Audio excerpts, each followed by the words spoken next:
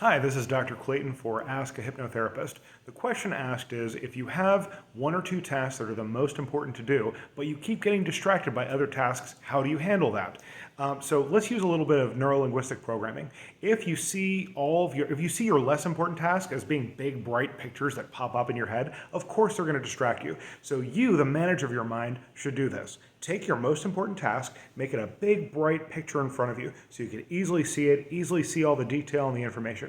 Now, the second most important thing, so slide that over, swipe it over, and then you see it's a little bit smaller. You can still see it, clear, big, bright, but it's a little bit smaller, not quite as easy to see. And then swipe, third thing, fourth thing, fifth thing, sixth thing, and they get smaller and smaller and dimmer, so they're harder to see as they go on. Everyone will tell you to prioritize, but they won't tell you how to do it. So once you have that organized so that the most important thing is the biggest and brightest picture, that's the one that will attract your brain's attention.